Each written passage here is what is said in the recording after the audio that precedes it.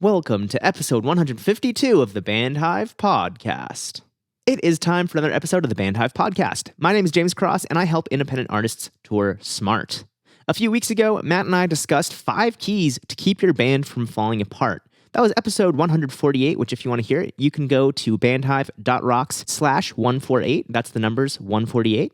And in that episode, we covered communication within your band, particularly healthy communication. This week, I'll be talking about external communication, where you're interacting with third parties outside of your band. I gotta say, as someone who's worked on the live production side of music for over a decade, one of my biggest pet peeves is artists who cannot communicate.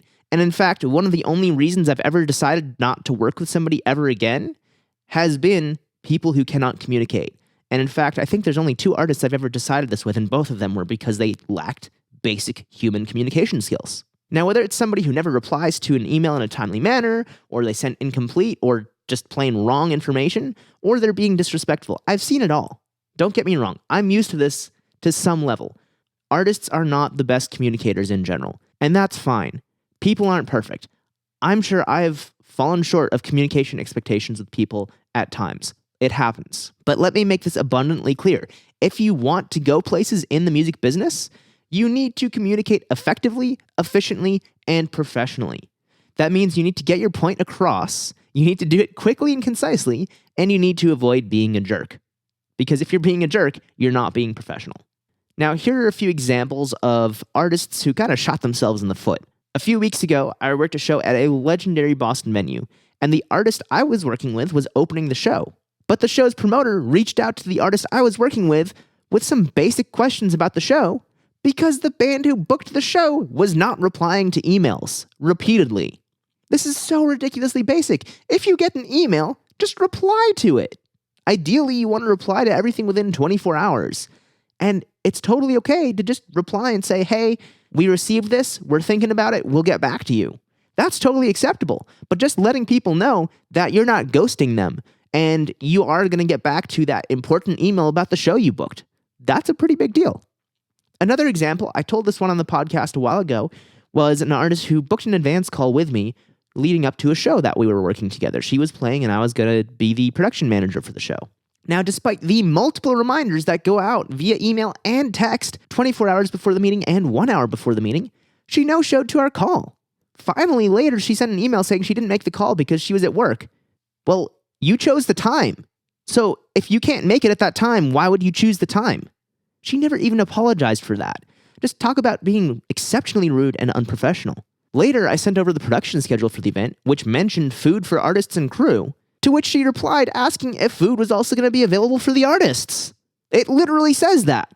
Did you not read? Clearly not. Now, day of show, she showed up over an hour late to her load-in without any communication whatsoever, even though I reached out multiple times. All while her guitarist, who had communicated in advance that he was going to be about 45 minutes late, yeah, he showed up right on time. He said he was going to be late and showed up at the time she was supposed to show up.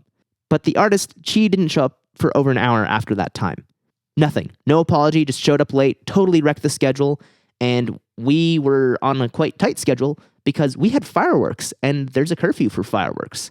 So all that kind of stuff, artists, you are just shooting yourself in the foot if you are acting this way. Maybe you're being entitled, maybe you're just lazy, maybe you don't have a sense of time, which, ironically, artists need a sense of time.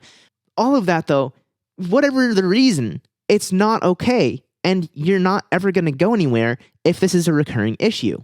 Now, last but not least, bands who don't read the information sent to them. Quite some time ago, I was running sound for a show, and the show ended up being nearly empty, because it turns out that even though the promoter had told the band that there is not a built-in crowd at this venue and you will need to market the show, the band never read that and assumed that fans would be there without any effort on the band's part. And this is why reading emails is so incredibly important. It's such a basic task of running a business that if you cannot do this, you basically have 3 options. The first is getting in the habit of reading your emails. The second is having someone else in the band do it. Or the third, which is only if you fail at the first 2 options, is give up. I'm being dead serious here. If you cannot do business basics in the music industry, you're not going to make it because somebody else will. Even if your music is 1,000 times better, somebody who can do the business side of things in the music business they're going to go further. And this is why you see artists, I don't know how many times I've seen local acts complain about, oh, so-and-so got this opportunity. My music's 1,000 times better. Maybe it is, maybe it isn't. I don't know. Be objective about it. But let's say it is. Well, you know why they got that opportunity? Because they made a connection. They communicated. They weren't posting on Facebook talking about how other artists are so terrible. That's why these artists are making these connections and getting these opportunities. So if you're sitting there thinking, hey, why do we never get these opportunities? Maybe it's a communication issue. Maybe it's something about your personality. I don't know. But look at yourself and honestly assess where you are and how you're performing in the music business. Because that's probably the root cause. If your music truly is better, there's something else going on. Now, how can we avoid making mistakes like what I've listed above? Because any of these really have the potential to burn a bridge. And I have 8 points here for you. The first thing is read all the information that's sent your way. I get it. Yes, it can be a lot of information, but it is not optional. You might save yourself quite a bit of money. Like there's venues that say, hey, please read our FAQ. And then the FAQ says, you're not allowed to give away stickers. If you sticker our venue, you have to pay. Like all of this adds up quickly.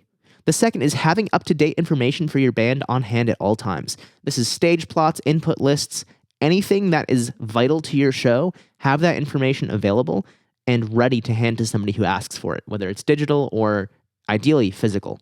Just a few weeks ago, I was working a show, and we were the only band with a stage plot and input list, and the sound engineer was really thankful for that, and it made the show run a lot more easily. 3, learn effective communication techniques and don't be passive-aggressive. One-word replies like MK are super rude and should be avoided at all times, especially in a business setting, but even in your personal life. That's just kind of like, come on, don't do that. 4, be on time, or if you're running late and you cannot be on time, communicate that. One of the biggest pet peeves I have is artists who say, yeah, I'll be there in 15 minutes. And then they show up an hour later and it turns out they said that even though they just left their house, which is an hour from the venue. It's like, why would you say you're going to be there in 15 minutes when you know it takes an hour to get to the venue?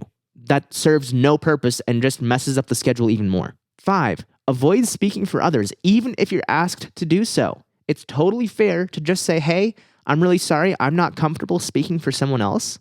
That's a valid excuse. People should respect that because if you're saying, hey, I'm not comfortable speaking for someone else, that's you saying, I don't know what they're thinking, so let's let them make that decision. 6, apologize when you make a mistake or disrespect someone. This should be pretty self-explanatory. If you mess something up or if you're a jerk, say you're sorry. It's that easy, and obviously you have to mean it, but it can go a long way. The artist in the second story I mentioned never once apologized. If she had, I probably wouldn't have been so annoyed. Like, stuff happens, yeah. But if you're not even sorry for it, no. Get lost.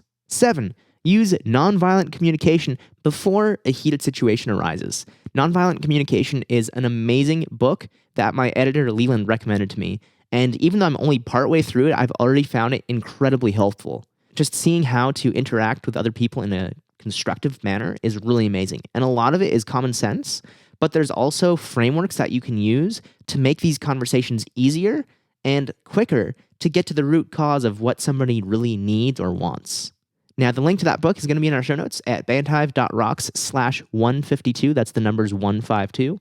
So if you want to check out that book, which again, I highly recommend it, bandhive.rocks/152, and it's called Nonviolent Communication. And 8, just to round out this list, almost nothing is worth burning a bridge. If you use good old common sense to avoid overstepping boundaries within the industry, that is going to go a long way. So basically, if you feel like you're being a jerk or you've insulted somebody in some way, take a step back, reevaluate the situation, and see how you feel, and then take the appropriate steps to correct whatever it is you've done. That does it for this episode of the Bandhive Podcast. Thank you so much for tuning in and listening. I really appreciate it. And this episode, aside from it being one big long rant, really is something that matters a lot in the music business. Because if you cannot communicate effectively with other people outside of your band, you're really never going to go anywhere. So a lot of this just comes down to common sense and being a decent human being, but there are things you can do to make yourself better at communication. Aside from the 8 tips I listed, one of which was getting the book Nonviolent Communication, which again will be in our show notes at bandhive.rocks/152. You can do so many things just to try to be a better person in every single interaction you have with people in your band, with people outside your band, wherever they are. Just be a decent human being and you will get so much further in the music business. That's really all I have to say about this is be a good person and communicate well. Those are two of the biggest keys to success in the music business. And I know we've all heard about artists who they are superstars and they're total jerks. Chances are they probably weren't like that when they were starting out. The smaller artists who act like they are the giant rock stars, they don't go places. The giant rock stars, some of them act that way because they're at that level where it doesn't matter anymore. Now, it matters to the people they're interacting with, but it doesn't matter to their overall career success. But if you are just starting out and growing, it's going to have a massive impact on your career if you're being rude and unprofessional. So don't do it. It's as simple as that. We'll be back with another brand new episode of the Band Hive podcast next Tuesday at 6 a.m. Eastern. Until then, I hope you have a great week. Stay safe. And of course, as always, keep rocking.